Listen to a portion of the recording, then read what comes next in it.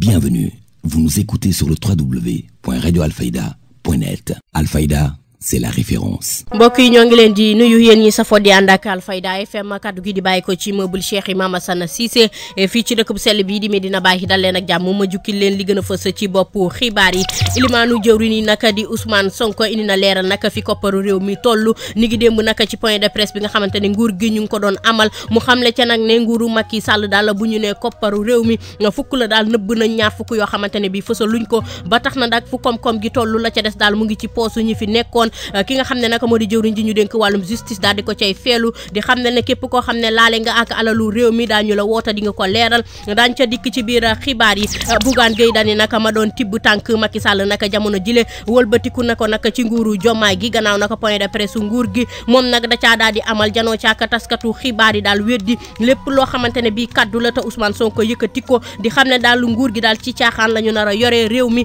kaddu Bougane yooyu lee daañ ca dikk ci biir xibaar yi. askanu coof ak noor naka jamono jile ci jafe-jafe daal la ñu daal di nekk ci seenub quartier boobu lee ndax dara doxu fa lu jëm naka ci ñàkkum ndox gu tar gi nga xam ne ñu ngi koy dund te taxul dañu fay ay facture yu seer waaye courant ga nga xam ne doyul waaye rawatina mbënn ma nga xamante ne bii lor na ay kër yu bëri ca diwaan ba tax na naka ba askan wa di ko joytu te itam naka di ca sàkku saafara ci kilifa yi ni mu gën a gaawee dañ ca dikk ci biir xibaar yi buñ ca noppee dañ ca toftal xibaaru biti réew ak Alim Badara Diop tàggat yaram ak Serigne Moussa Kane ndar keppale ko li ci yéene kaay ak Seydina Omar Cissé bokk yi le bokk ci li fi nar a ruusee ci ay xibaar ngeen taaxilu tuuti ma dugg ak yéen ci yaatal wekk faram fàcce bi gannaaw bàkk bi lay doon. xibaar yi ak Mariama Ba.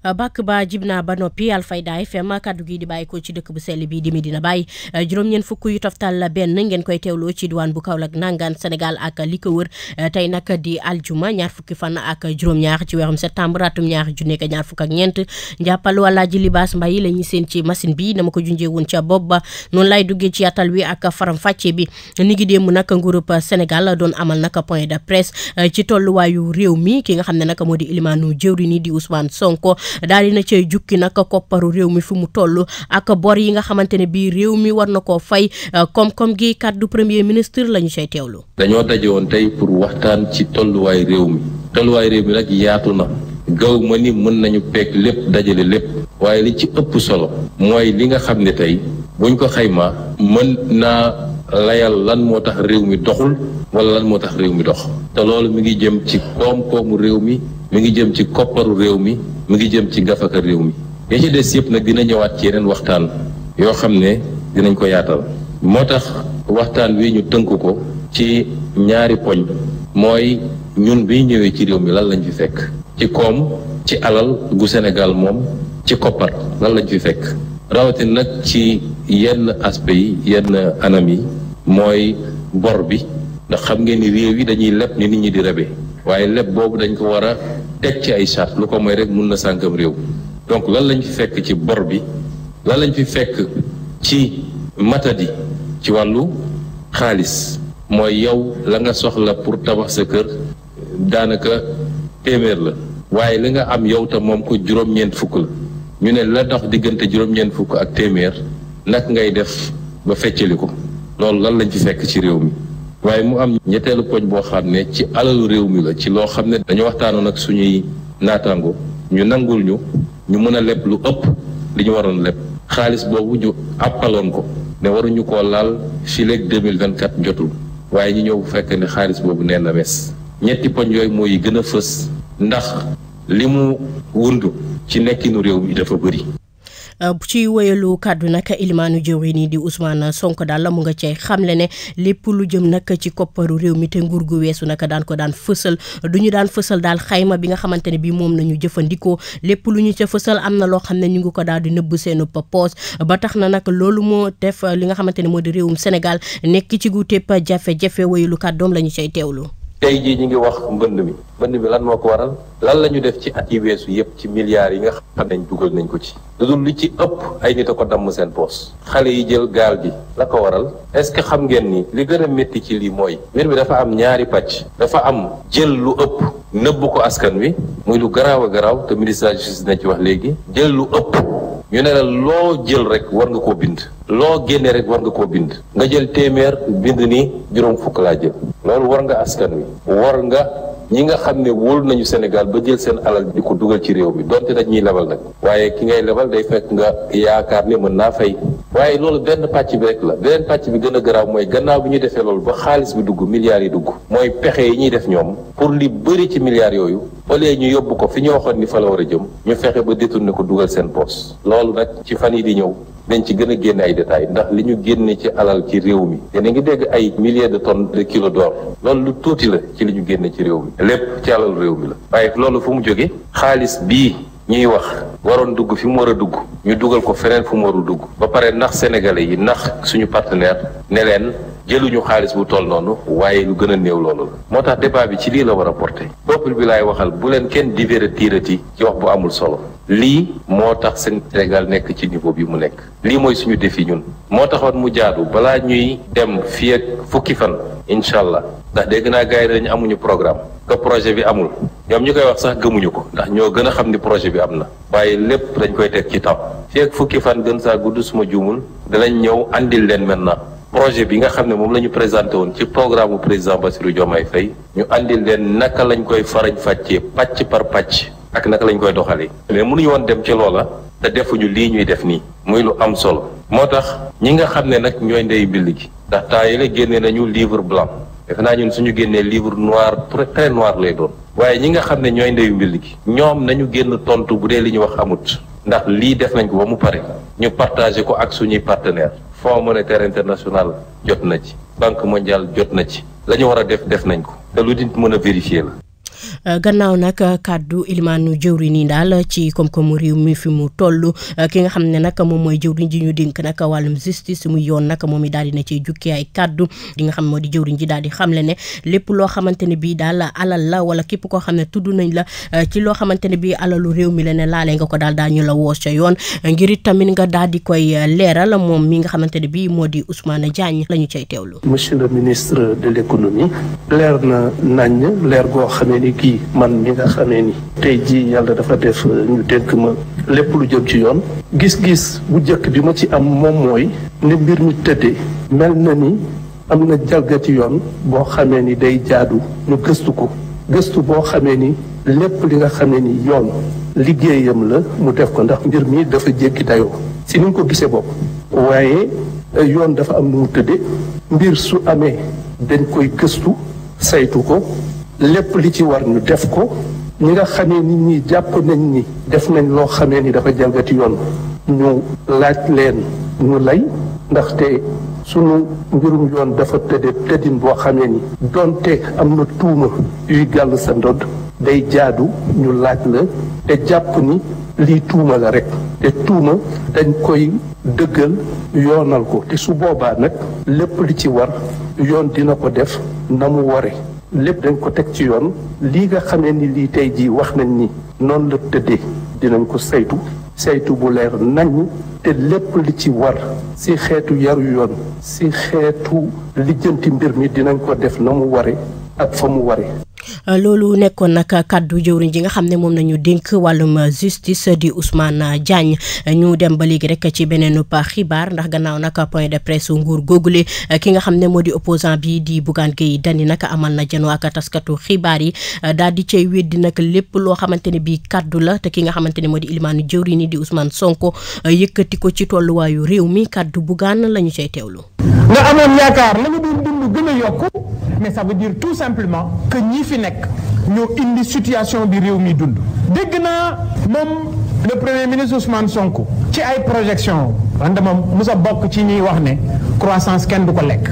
croissance bi wóor mooy croissance bi ngay làmb sa poche faj sa soxla bu la wóoree ne boo dugalee sa loxo sa poche di nga mun a faj sa soxla loolu mooy croissance bi sénégalais yi di xaar malheureusement depuis 6 mois les sénégalais ñu ngi chercher le diable pour lui tirer la queue tey la sénégalais yi gën a sonn tey jii la sénégalais yi gën a jaaxle ma am njàqare parce que booy wax nit ñi ne leen dinaa soppi seen dund moom moo waxoon ne bu ñu ko joxee réew mi en 2 mois dana changer Sénégal tey premier ministre bi dajale ñenn ci gouvernement ma dégg ko muy wax mu ngi teg xel sénégalais yi xam nga lu mu leen di waajal pour que ngeen ubbi seen bët te xam ne weer yi ñëw mooy gën a metti man ki ma dégg mu wax mooy sénégalais yi préparé wu leen te ci biir wax bi sax wax na ko nee na danañu wuti solution yi ensemble waxuñu ko ensemble moom la ñu sas moom moo fëgg dënnam ànd ak ñi mu àndal ñu wër Sénégal ba ñu jox ko réew mi c'est ça la réalité kooku ñu jox réew mi tey moo ñëw taxaw di leen wax ne kooku ñu jox réew mi moo def projection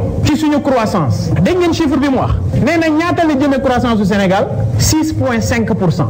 Macky Sall mi nga xam ne dëgg la moo gën a cuune ñëpp 2014 la defoon 6,5%. moom Ousmane Sonko ñu fal ko pour mu soppar ñi Sénégal mu ñëw nee na ñooy daf ñuy yóbbu 6,5%. alors que réew mu am pétrole réew mu am gaz nit ñi nekkoon ci projection wu 9,1 wala 0,3%. nguur gi nag ci caaxaan la ñu nar a yore réew mi te ki nga xam ne moo di ilimaanu jëwriñ yi nag di Ousmane Sonko lépp loo xamante ne bii kaddu wax na ko nag ci nguur gi weesu doonul ay kaddu yu wér di xam ne nag yu Bougane Gueye Dany ci wéyalu kaddoom la ñu cay teewlu. gars yi réew kenn du ko yor ci caaxaan ak tappale et malheureusement c'est ça à quoi on est en train d'assister. nga jël dégg naa ñu ne ci biir wax bi léegi Ousmane Sonko et il va nous donner des explications c'est clair. Ousmane Sonko nee na Sénégal bor yi mu doon am gouvernement bi fi nekkoon dañu doon njuut jaaj ci chiffres yi dañ doon njublan ci chiffres yi dañ doon taf yëngal ci chiffres yi mais gouvernement bi fi nekkoon di taf yëngal ci chiffres yi pendant 12 ans dañ doon taf yëngal ci suñuy chiffres pendant 12 ans non Macky Sall yabewuñu noonu ça je refuse de le croire mais loolu est-ce que xam nga comment ça fonctionne. Ce que Ousmane Sonko vient de nous dire mooy waa FMI sont nuls ce que Ousmane Sonko nous dit mooy waa Banque mondiale ils sont nuls. Ce que Ousmane Sonko nous dit mooy UEMOA ils sont légers ce que Ousmane Sonko nous dit mooy waa BCEAO xamuñu dara ay milliards lañ parce que bu lépp xaalis amee xanaa xamoo ne Sénégal bu lebee xaalis bi du ñëw trésor xaalis bi mu ngi jaar banque centrale bu jaaree banque centrale lépp luy écriture au niveau national BCEAO jël ko bu ko jëlee dooga ko transférer au siège li ñuy wax banque centrale mais ki toogoon ci wetam di wax Alamine Lo mais moo doon directeur national u BCEAO moo doon DN BCEAO moom kay njublankat bu mag baa ngi ci wetam bu ñuy seet ñu njublan ci chiffres yi mais kan moo gën a nekk njublan alors l'actuel ministre des finances mu di Cheikh Diba parce que Cheikh Diba moo nekkoon le directeur de la programmation budgétaire bu Moustapha Ba lépp luy chiffre gis naa ci benn vidéo Moustapha Ba Assemblée nationale wax ba pare gestu di remercier Cheikh Diba moomu la Ousmane Sonko jël def ko ministre des finances. kujje yaa ngi wéy nag di juddu parti bi nag di takku wàllu Sénégal nag amaloon nañu pa ndaje di ca nag jukki seen taxawaay gi nga xamante ne bii am nañ ko ngir yóbbu réewum Sénégal ci kanam gannaaw nag ba ñu gisee ne nguur gu yees gi daal dafa daal di tas yaakaaru sénégalais yi. Omar Sarr takku wàllu Sénégal lañu cay teewlu. mbokku Sénégal ci biir ak ci biti jóg taxaw ngir génne Sénégal ci guuta maanaam takku wàllu Sénégal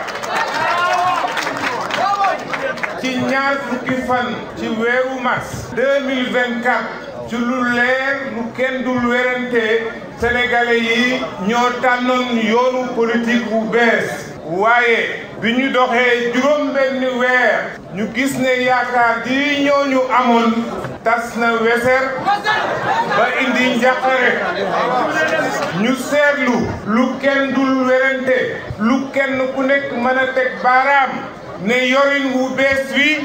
du yorinu ku xam yorinu ñuy jàng seen liggéey lañu te mokkalaguñu ko ñu indi fi jaxasoo indi fi njàqare ci anam yoo xam ne dafa jóg nag pour ñun ñu jóg ne naa ci juróom-benn weer dong koom-koomu réew bi nërmeelu na réew mi dellu ginnaaw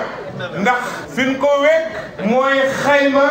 ak saytu yu jóge ci ñoom dem ci FMI ñépp dégg ko kenn mënu ko werante muy ci biir muy ci bitim réew xam nañ ne Sénégal wàcc na yoon wi mu teg woon nit ñi di yëg yokkute ci seen bopp ñu ne nag bala ñuy def ci li tubaab di wax fayit maanaam nërmeelu bekkoor ba kenn dootul xam foo jëm ak looy def ñu ne nag jóg jot na ci wéyalu kàddu Omar Sarr nag takku wàllu Sénégal mu nga cay xamle ne réewum Sénégal ci fu mu toll nii dafa daal di métti lool tax na nag ba ñoom ci élection législative yi nag daañu ca fësal seenu bopp ci seenu taxawaay kàddoom la ñu cay teewlu. bi nga xamee ne juróom benn weer dong wax naa ko sànq yorin wu ñaaw wi bi nguur gu bees gii yor maanaam di def loo xam ne deru Sénégal yàqu na ci biir ak ci bitim réew war na noo jóg ñu takku ngir wàllu Sénégal suñu toogee rek banque suñuy loxo di seetaan Sénégal mën naa dugg ci jafe-jafe mën naa dugg ci gudda goo xam ne li fi président Abdoulaye Wade ak Macky Sall defoon loolu mën naa saay loolu nag ku ne war ngaa jóg ñu takku wàllu ba loolu du am ñaar fukki at ak ñeent di ñaar ñooñu yor réew mi ku ko méngale ak sa bisu tey lamb sa poos mbaa sa poset war ngaa xam ne réew mi fi mu jëm baaxul sunu mbooloo mii di takku wàllu Sénégal nu am pas-pas pour taxawal ko ngir fukki fan ak juróom-ñaar ci weeru novembre ñuy wote boo xam ne pencum ndaw réew mi moom lañ bëgg a taxawal ñu woo leen ci pour andi ci takku ak wàllu ngir Sénégal takku wàllu ngir Sénégal pour que li fi nekk li ci baaxoon ñu fexe ba loolu kenn du ko naax saayal li nga xam ne jaar na fi ci lu baax nu ful ko li nga xam ne buñ ko defee askan wi gën a yëg seen bopp ñu jublu ci loolu ci programme de législature et de gouvernance bu ngeen ñu joxee majorité parlementaire ak majorité de gouvernement. yéen a ngi déglu xibaar yi ci Alfayda FM 90.1. dugg nañ ca ñaareelu xaaju xibaar yi ñu koy teewloo fépp ci diwaan bu Sine Saalum Bawol ba jàpp Waalo ñu dem ca beneen xibaar muy jafe-jafe nag gu tar gu askanu Coof ak Noor nag di dund ci seen quartier boobule muy nag ñàkkum ndox waaye courant ba ci sax nag mbënn mi nga xamante ne bi sonal na leen lool taxi nag ñoom askan wa nee nañu daal lépp loo xamante ne bi ñàkk nañ ko ci wàllum ndox daañu ko fay daal ci ab facture mu nekk jafe-jafe goo xam ne ñu ngi koy dund ñu koy naqarlu yi tamit nag te di ca sàkku saafara Coof ak Noor Cheikh Tidiane Diagne lañ cay àndal. bëgguñ nag fa waa Mbàkke yeggoon ñun bëgguñ faa yegg ñun. sonnu tay yi damm dee lii lépp ay kàddu la yoo xamante ne yëkkati nañu ko ñoom askan wi nga xamante ne ñoo fare ci Coof ak Noor gox bee ngi ci commune bu Kaolack lii nag moo tax ñu fas yéene wàcc ci mbedd mi takk ay morso yu xonq jamono ji notable imam professeur ba ci association yi nga xamante ne ñoo takkee ndaw ñi dal nañuy takku ba dëgër Modou Ndiaye mooy coordonnateur association dëkkandoo jàmm ca gën. pétition dinañ ko def parce que mënuñ di fay facture yi muy ñu leen di woo seen cerveau vocal bi di leen jot di leen wax suñuy bëgg-bëgg te diñ ko faj te bu facture ñëwee buñ fayul ñu coupé ñu danañ def pétition nag recensé ñi nga xam ne ñoo nekk si quartier bi yëpp Coof ak Noor bi ak ñi nekkee côté Ngaan bi yëpp ñu recensé leen wala ñu def mel ni manifestation boo xam ne mars lay doon parce que ñun ay nit leen dañoo war a am ndox dañoo war a sangu dañoo war a fóot dañoo war a def lu nekk mais fi ni nii ay ndoxu teen leen di jëfandikoo ay ndoxu pompe leen di jëfandikoo wex kat nag. ana lan la ñu ñàkk ak itam lu leen métti askan wi di wax ne du ndox du courant yoon yi nga xamante ne ci la ñuy jaar jamono ji daal di fees dell ak ndoxu taw seen bagage yu bare bari yàqu na maanaam gox bi daal yaramu màgget la fépp foo laal day métti. ñu ngi koy alerté ministre bi yor wàllu ndox mi ministre bi nga xam ne moo yor wàllu yoon yi ministre bi nga xam ne moo yor wàllu lamp yi muy énergie yëpp ñu ngi leen di ñaan di leen tàllee loxo ngeen dimbale ñu ba liñ bëgg ñu am ko ñu ngi bëgg extension. directeur bu Sen'Eau fii ci diwaanu Kaolack nag ñu dëkkee ci Coof ak Noor ak Ngaan Sayer mere nañu ko lool ndax benn pàcc bi moo am ndox ba ca des branchement ba àggu fa def nañu ay démarche ba sonn loolee sottiwul rax ci doole tamit ñi nga xamante ne am nañu robinet as néew ndox mi du xelli. te mais ñun ay citoyen leen si dëkk bi leen dëkk Coof ak leen dëkk Ngaan leen dëkk commune Kaolack leen dëkk Sen'Eau nag danañ fexe delluwaat si directeur bi ñu ngi koy alerté mais fii dañoo toll si demande extension bi te normalement ñoom ñooñu waroon teew tëralal tiwo yi ku soxoon nag léegi nga dem def sa demande. Coof ak Noor gisuñu benn lamp mbedd boo xamante ne Senelec def na ko fa gàmmu gi def nañu ay démarche ba sonn waaye dafa mel ni seen naxaru xol amul fenn fu ñu ko jooytoo. poto lamp lampe yi nga xam ne ñu ngi koy samp si biir dëkk bi gis ay poto lampe yu jegalantoo yu teglantoo mais ñun boo duggee Coof ak Noor bi si biir wallahi alazim doo gis benn poto lampe ay lampe mbedd doo ko gis fii lii si biir kër jàmbur yi leen jaar si dëkk bi leen dëkk fi leen juddoo fi leen jaroo danañ dem si xalif bi wax ak moom su jaree danañ dem si préfet wax ak moom su jaree danañ dem si gouverneur ñu wax ak moom mais nag loolu daal moom ñu ngi leen koy avertir. Coof ak Noor nag fi mu ne dem fa mënatu la nekk ndax ndox mi bépp mbedd boo xamante ne taxaw nga fa rek dafa inondé mairie bi woon nañu ko woowaat ko waaye ñëwul la ñuy dankaafu Serigne Boub ak i ñoñam ne marche bi nga xamante ne moom la ñu war a amal takk ay morceau yu xonq moom dina ci am cër bu law a law lu jëm ci wàllug ñàkkum kaaraange tamit ñu ngi koy dund.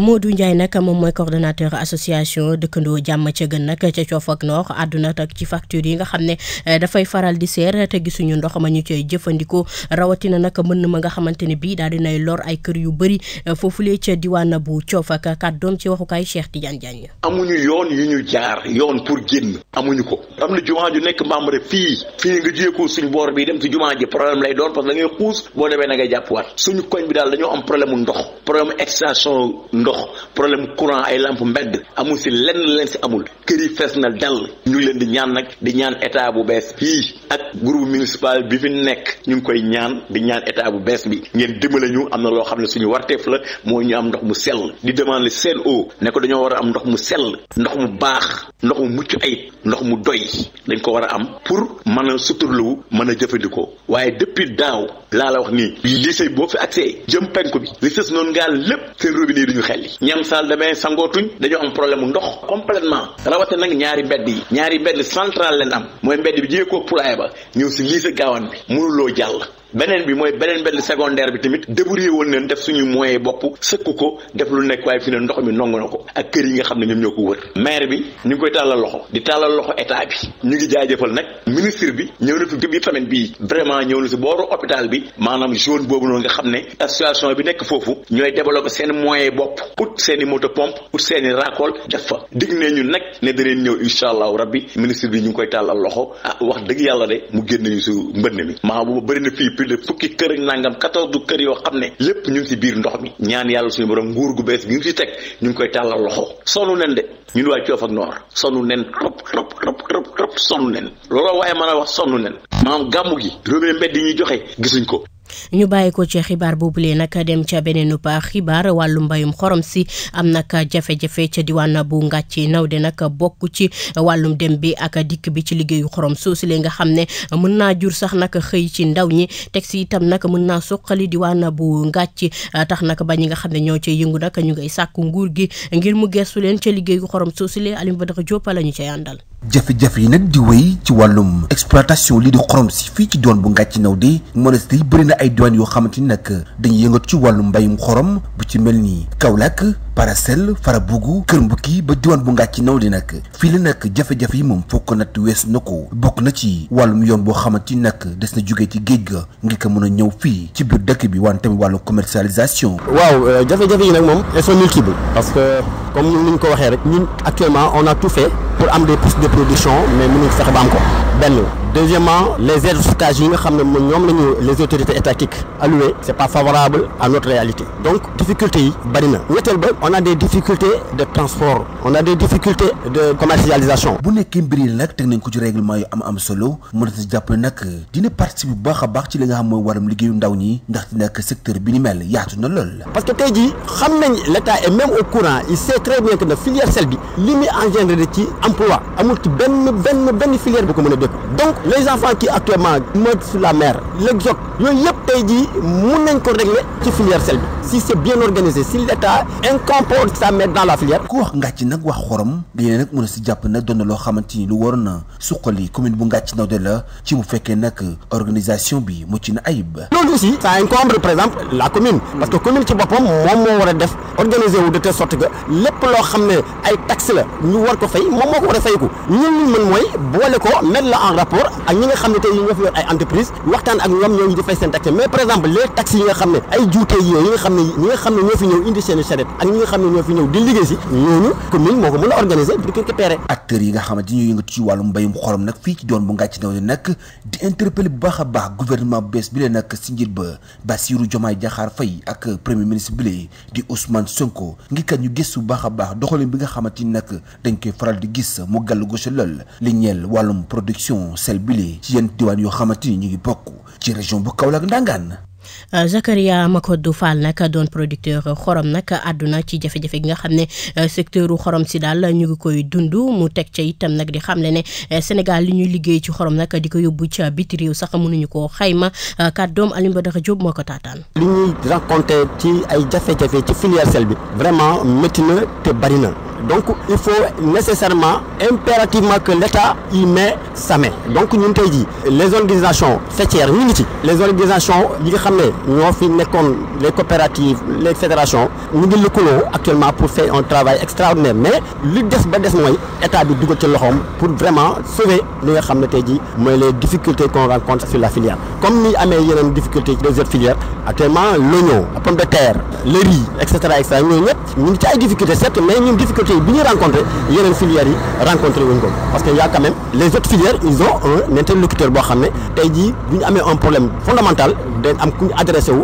parce que état aussi dafay am koo xam ne moom lay waxal un interlocuteur ñun nag actuellement c'est ce que nous manquons parce que notre organisation reste parce que on n'a pas encore essayé d'avoir un interlocuteur boo xam ne moom moo ngay wax ak état directement donc on est sur l'organisation mais organisation bi ba tey dafa des donc loolu mooy suñu handicap pour. kon loolu mën na répercuter. waaw effectivement parce que tey production bi tey jii amul ci kenn koo xam ne au niveau de la fédération ou bien au niveau de la coopérative ñu wax la exactement ce que le Sénégal exploite en quantité de sel exploité donc mënuñu la ko wax ça veut dire que dañuy exploiter mais xamuñu exactement ñaata lañ am ku xamul ñaata ngay xam mënoo xam ñaata ngay jaay donc loolu yëpp ay jafe-jafe la état il faut mu dugal ci loxoom dañ ko parce que tey jii ñun ñi nga xam ne tey jii on est des entrepreneurs ñu ngi def le maximum possible de créer ay emploi ñu ngi xale yaa ngi ciy liggéey di ci gis seen bopp mais ba tey dafa des parce que état ba tey dugalu ci loxoom nam ko war a dugale effectivement parce que tey jii ku dëkk ngàcc xam na ne tey ngàcc bu njëkk ba ak bu léegi bi du benn parce que tey jii des milliers et des milliers de personnes ñooy ñëw di ut si liggéey ci biir dëkk bi te loolu yëpp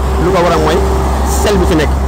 ñu dem ca beneenub xibaar weerub novembre nag Sénégal nar a sóobu ci élection législative nag muy tànneefu député tax nag ba comité sénégalais des droits de l'homme nag daal di cay amal ndaje di ca waxtaan nag ngir lu jëm nag ci élection yooyu lee ñu def ko nag mu jaar yoon loolu mooy nag li nga xam ne moom nañuy dénk nguur gi waaye parti politique yi itam nag dem ca élection yooyu lee ca teggin waaye askan wi tamit nag woote nag ci teey ak dal loolu nag mooy li nga xamante ne moom la ñuy sàkku Amsatou Sidibé moom mooy présidente bi la ñu cay teewlu. li ñu mën a def kon mooy ne état bi am na loo xaatim ba sax dugal ko ci charte réew mi constitution bi da ngeen ko war a respecter te charte yooyu nee nañu war ngeen a fexe ba élection yi jaar yoon ñëpp bokk ci jàmm am ñu voté ku nekk nga dellu ci sa liggéey ak la nga doon def loolu la charte yi di wax loolu la ñuy laaj état waaye dañuy laaj ñeneen ñi parti politique yi ñoom i tamit dañu am ay wareef charte yi nañ ko appliqué bu kenn jalgati bu kenn dóor sa morom bu kenn saaga sa morom bu kenn xas sa morom te bu élection yi jaaree yoon ku nekk ne gongo ñun loolu la ñu mën a def demander ko citoyens yi ñi war a wote ji uy jour voté ba ku nekk nga dem wote bu jekk ñu joxe résultat yi ku gagné ñu ne yow gongo ñun loolu la ñu mën a def waaye nag fàttali la ñuy def fàttali la bu am solo mani charte yi buñ leen di appliqué kenn bañ leen a jël sànni fee élection day jaar yoon élection bu jaarul yoon c'est que dañu jël charte yi teg ko fee ñun nag charte yi ñoo nekk ci suñu kalam lan la charte yi wax état na ko def lan la charte yi wax parti politique nañ ko def lan la charte yi wax sénégalais beeg sénégalaise bi citoyen bi kay wote ji ku def gongo ku ko jalbati nag tooñ nga askan.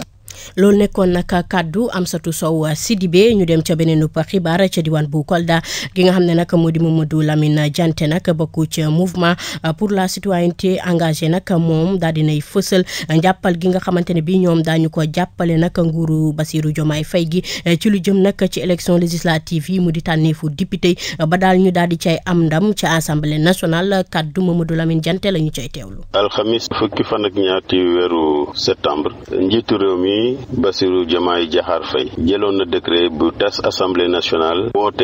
élection législative anticipée ci fukki fan ak juróom-ñaar ci weeru novembre. bi ñu seetee loolu ñu jàpp ne li des ci opération électorale yi maanaam déposer liste yi xat na xat boo xam ne du tax ñu mën a waxtaan suñu biir ci coalition Diomaye président pour defar ay liste yoo xam ne ñëpp dinañ ci juboo moo tax parti bi nga xam ne moo jiite coalition bi di PASTEF nekkoon boog moom mën na déposer récépissé bu ko defee ñu tabb candidat yi ci liste boo xam ne turu PASTEF moo ci nekk. ñu waxtaan suñu biir ñun waa mouvement pour une citoyenneté engagée maanaam MCE àndu nawle ñu gis ne loolu de xalaat bu rafet la ñu daal di ko soutenir te woo askanu Sénégal mu mobiliser waat comme ni mu ko defoon le 24 mars pour que ci ngoonu 17 novembre 2024 ñu jox président Bassirou Diomaye Faye majorité boo xam ne moo koy permettre mu doxal politique bi tax ñu fal ko bu ko defee ñu mën a am fii ci Sénégal réew boo xam ne dina nekk réew bu jub nekk réew bu naat également mu nekk réew bu am koom-koom ci biir Afrique boo xam ne dafay jëm ci kanam. xabaar yi bitim réew.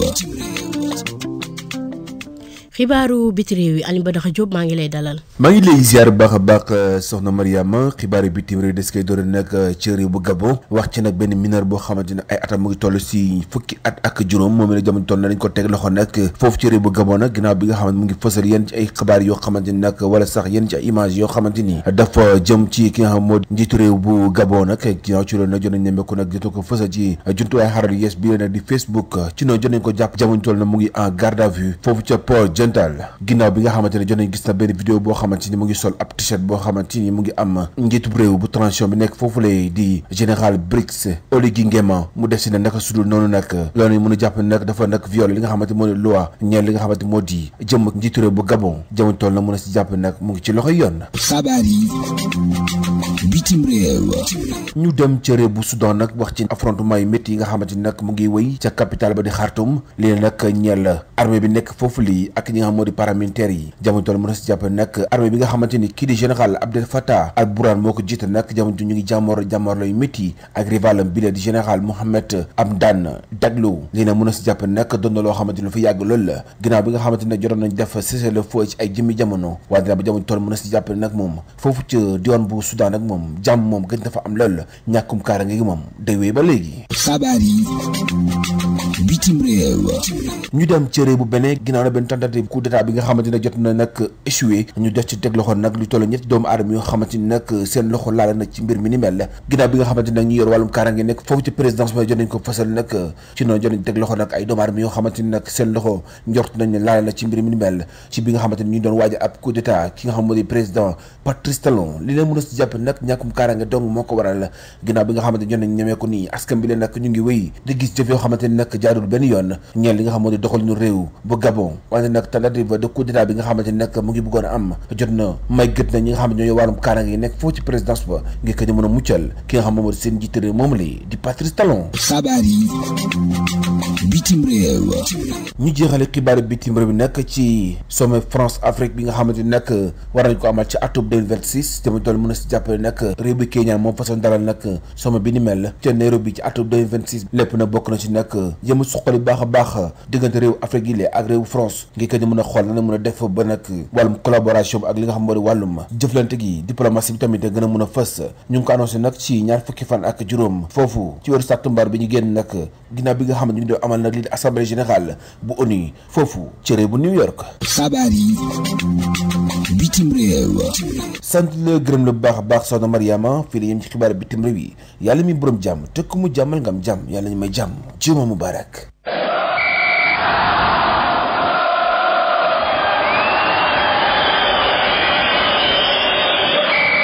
xabaaru tàggat yaram.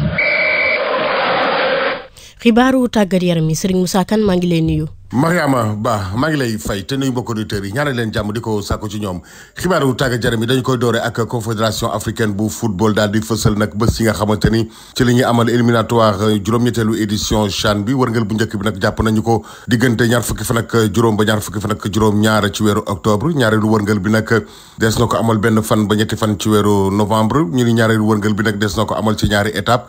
bu njëkk bi nag ñaar fukki fan ba ñaar fukki fan ak ñaar ci weeru décembre lay doon bi ci topp ñaar fukki fan ak juróom-ñaar ba ñaar fukki fan ak juróom-ñeent ci weeru décembre ñu dem ca France foofu nag tey Ligue 1 bi dina door ci diggante PSG ak ñi di waa Rennes Auxerre di dalal ñi di waa Stade Brestois démb nag ci àggale gi Ligue Europa Fenerbahçe dafa daan Union Saint-Gilloise ñaari bal ci benn Malmo FC Glasgow Rangers moo ko fekki daan ko ñaari bal ci dara Ajax d'Amsterdam dafa daan Besiktas ñeenti bal ci dara Hertha Francfort ak Victoria Plzen dañoo tëwoo ku nekk ñetti bal nga dugal sa morom Roma dafa tëwoo ak Athletic Bilbao ku nekk benn bal nga dugal sa morom Lyon dafa daan Olympiakos ñaari bal ci dara Braga dafa daan Maccabi Tel Aviv ñaari bal ci benn Tottenham dafa daan Karabakh FC ñetti bal ci dara ak bitu Pape Matar Sarr juróom-ñetteelu bëccëg Liga espagnole Valladolid dina laale tey ak Mallorca bu juróom-ñaari waxtu jotee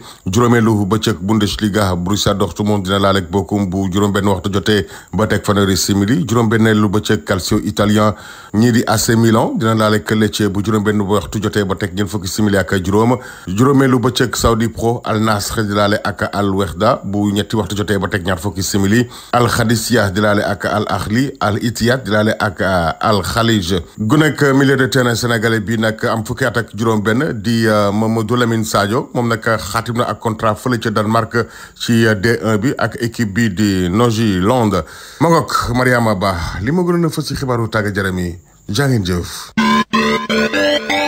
li ci yéene kaay yi L'Obs, Le Soleil, Sud Quotidien, Walf. li ci yéene kaay yi ñu ànd ci ak Seydina Omar Cissé. laan bikum Macky Sall xak ñim xàndaloon waxuñu dëgg sénégalais yi fa ñoo pasaree xalalu réew mi ci xanam gu jéggi dayo ñetti téeméeri milliards yoo xam ne fañ koo dépensé te amul benn trace ñu ne déetawaay junne ak juróom-ñetti téeméeri milliards yoo xam ne fañ koo leb ba pare fa réer mër kenn xamul fuñ ko dugal bàyyi fi bor boo xam ne 80% ci PIB bi la xibaar yu garaaw yooyu nag du samay kàddu Ousmane Sonko njiiti jëwri ni moo ko wax démb bi muy janoog taskatu xibaar yi ngir wax sénégalais yi li ñu fekk ci réew mi ci wàllu koom-koom ak wàllu xaalisu libération ne xibaar yu garaaw ba jéggi dayo ba tax Ousmane Sonko fa wax ne Macky Sall fay ñëw ci kanam yoon leeral sénégalais yi naka noona Amadou Ba fañ koy topp moom it ci wàllu yoon mu leeral Abdoulaye Daouda Diallo fañ koy topp ci yoon mu leeral Moustapha Ba bi fi yoroon finance moom fañ koy topp ci wàllu yoon mu leeral jëwriñ ju ñu dénk wàllu yoon na jëf ji fa garaaw fa yéeme fa doy waar moo tax faaw yoon def liggéeyam faaw ñu topp leen ngir yëf yi leer réew mi yéen a kaay na lii fa ñaaw fa garaaw fa jéggi dayo li nguuru Macky Sall gi nekke woon ci réew mi yor yéen a kaay na ko faala ci yokkal Ousmane Sonko fa wax démb ne juróom benn téeméer ak juróom ci ay milliards yoo xam ne fañ koo jëfandikoo ci foo xam ne ba léegi mënuñoo wax ne fii la maanaam fañ koo sànk daal ci gàttal ndax kenn fekkul ko ci compte yi ak 1800 milliards yoo xam ne fañ koo leb mu ne may kenn xamul fuñ ko dugal te sénégalais fañ ko war a fay ñu ne déetawaay Macky Sall ak ñim àndaloon xibaar yi ñu doon jox partenaire u sénégalais yi muy ay FMI ak banque mondiale ak yooyu lañ leen doon wax ci ay chiffres dara du ca dëgg fañ doon tappale chiffres yi le mandat yéen a kaay na Macky ak ñim àndaloon faa leen jàqal de fañ leen a kepp ndax seen mbóot yi démb Ousmane Sonko ak ñim àndaloon fañ ko huññi 24 heures yéen a kaay ne démb bi Sonko yi di wax non yow fa ngay tiit fa ngay jaaxle fa ngay jàpp sa gémmiñ kenn mës ta gis li ni mel ci gravité ci wàllu tappale xalalu askan wi Le Soleil yéen a kaay na ko loolu la ñuy wax carnage financier enquête yéen a kaay ne tuuma yi fa garaaw ba jéggi dayo ñu yee téet non lii fa ëpp wala fa jër yéen a kaay ne Sonko fa génnee démb livre bu ñuul kukk bu Macky Sall ci yorin wu bon bu ñu yoroon alalu askan wi bés bi yéen a kaay ne la Sonko waxoon kay ci réew moo xam ne fañ koo fekk mu yàq démb fa wane firnde yi turbine yéen a kaay ne gouvernement bi daal démb fa wax carnage vox populi na ko Sonko fa def li ñuy wax état des lieux waaye xibaar yam génnee démb fa garaaw fa jéggi dayo l'évidence na ko ay carnage tappale mbuxum moom la ñu wane te lii nag fañ ko digoon sénégalais yi moo taxit def nañ ko fa caa yokk nag moom Ousmane Sonko da am na audit yoo xam ne mi ngi continuer te tey jii wàllu finance économie ak budget ci la ñuy wax tooxi doona yi ci am moom leen di wax waaye am na yeneen tooxi doona ci yeneen fànn yoo xam ne xajul fi sax tey ñu leen koy wax te saa bu jotee nag danañ leen ko wax moom Sonko ci boppam foog na man maa faa jommi faa waaru ndax musumaa yaakaar ne yëf yi garaawee na nii te danañ fekk ci réew mi doxalin bu jaarut yoon wàllu ger wàllu parparloo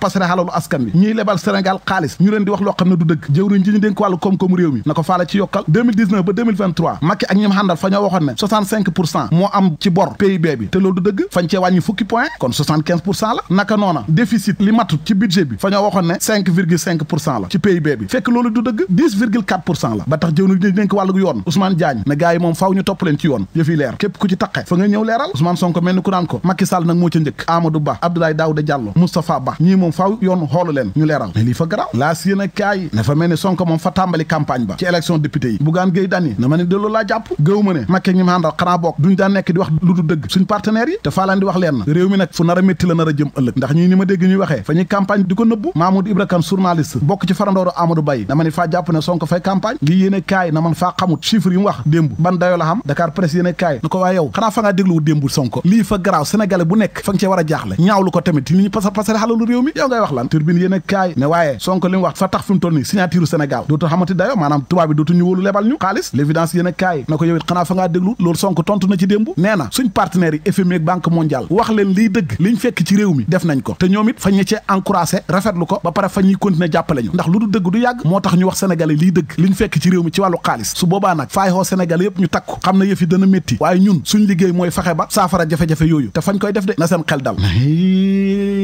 leer laneen lu leer ba yegg ca nañ ja mooy ne Sidi Diop président chambre de métier bu diwaanu Kaolack ndangaan nekkit leader politique ba tey jiite regroupement pour la promotion des artisans yu Saloum fa jël dogal niki démb moog regroupement am ba ne wote député yi di ñëw Pastef la ñuy jàppale fa ñoo bëgg a jox Ousmane Sonko ak Bassirou Diomaye Faye majorité ca assemblée nationale bi muy janoog démb taskatu xibaar yi moom Sidi Diop ci teewaayu président chambre de métier bu Diourbel délégation chambre de métier bu Tamba ak bu Kaffrine ci mbooloo mu bëri ak ay responsable fa leen a wax ne bés niki tey man Sidi Diop ak ñi ma àndal ña nga ca gannaaw Pastef jàpp leen ci wote yi sans condition nag ngorowuñ ma seetiwu ma leen waaye faa gis ne comme sénégalais yi fa ñoo tànn Bassirou Diomaye Faye man fay ànd ci bëgg-bëgg sénégalais yi te njiit réew mi li mu bëgg mooy jubal jubbanti te man faa bëgg réew mi ñun artisan yi Kaolack yi nag bokkuñu ci coalition artisan yooyu ñu dégg na fa ñu bokk ci wote yi déedéet mbooleem artisan yu diiwaanu Kaolack ñun Pastef la ñu àndal xanaa léegi leer na l'évidence yéen a kaay moo ñu ko xamal leer leneen lu leer ba yegg ca naññi ja mooy ne léegi lañ doon laam-laamee fa leer naññi 17 novembre wote député yi fay xam ndax opposition bi seen kuréel ga ñuy wax atel xam ngeen fa dugaloon kalaame ca conseil constitutionnel ngir ñu dàq wote yi ndax décret président ba fa ñoo wax ne jaarut yoon l'observateur fa ñoo xëy di ñu xamal ne conseil constitutionnel dàq nañ seen kalaame boobu maanaam fañ leen a wax ne décret bi jaar na yoon kon wote yi fay xam dem leen ngeen waajal seen bopp jeex na caaxaan faaxee vox populi ne ñi nga xam ne nag ñoo bëgg a bokk ci wote yi 49 liste la ñeen fukki liste la ak juróom-ñeent fa ñoo xamal tirage au sort bi libération moom fa ñoo xamal ne Lat Diop jàllal nañ ko ca kaso ga ay les si ko yéen a kaay ne li tax ñu jàllale ko ca kaso ga fañ koy toppee juróom-ñetti milliards tuuma yañ gàll ca kawam nag mooy fa këppu kees xalalu askan wi moom Lat Diop ba pare fa tappale xalal ba pare fa setal xalal joo xam ne setut l'observateur ne Mame Mbaye Niang moom it fan yii fañ koy xoolu fay dem ca kanam attekat ba ak yeneen ñaari ponkal yu nekkoon ci nguur ak Macky gi ba tey l'observateur fa ñoo xamal na Robert Bourgi fa génnee ab livre tuddee ko ñoom xam nañ ne man xam naa lépp fa koo dooree ca $1 bu Ablaye Wade ba wax na ca Macky Karim Wade Sarkozy jëflante réewum France ak Afrique fa leeral lépp la mu leeral moom la Soleil yéen a kaay mooy démb fañ doon fàttaliku suuxu batalo Joola fa ñoo xamaloon nag ay jotaay ca Ziguinchor loolu baax na li baaxut nag mooy tappale mafia bu toll ci juróom-ñetti milliards buñ amal ca port bu Ndakaaru yow seetal fa xam ay tappalekat yoo xam ne fañ doon génnee ay marchandises te duñ ko déclaré waaye gars yi képp nañ leen de L'Éveil yéen a kaay moom fa ñoo xamal ne Ndakaaru njaay fa ñoo jot seen wàll ci mbënd mi yàlla ja fa faa taw ndox mu baree bari Ndakaaru njaay quartier yu bëri fa ñuy tëmb mbedd yaag kër yaag fa fees dell ba rembat ak ndox li fees dell Ndakaaru njaay laneen lu du ndox mooy ay nit ñoo xam ne bitim réew lañ bàyyi ko maanaam ci réew Afrique gu ñuul gii dend ak ñun fa ñoo ñëw nag Dakar di yalwaan ca mbedd ya ay maire yu ànd ak seeni doom mboccorocc yu ndaw dégguñ sax olof ci mbedd yi la ñuy fanaan dëkk di yalwaan nag ci xanam gu ñaaw yéen kaay bi fa ca xama reportage ñuy xaar kilifay réew mi nag ñu jël ci matuwaay ndax li ni mel fay ñaawal xarxanu Ndakaaru mbokk yi li ñoo fi rusé woon ci ay xibaar Alfayda FM juróom-ñeent fukk yu toftal benn xibaar yi ma feggoo woon ci Kàllaaji Libaas Mbay ci machine bi ñoo ngi leen di jaajëfal yéen ñu doon teewlu xibaar yi kàddu gi doon bàyyi ko si studio Aline Momar Lo ci mobile Cheikh Imam Assane Cissé fii ci dëkk bu sell bii di Medina Baye ñuy ñaan rek yàlla muy borom jàmm ko moo may jàmm nga am jàmm yal nañ yàlla may jàmm fu ñu toog di dégg jàmm di gis jàmm mbokk yi cant ak ngërëm ñeen na leen woy leen di ànd ak programme yu am solo yu Alfayda FM jërë ngeen jëf. xibaar yi ak Mariama Ba.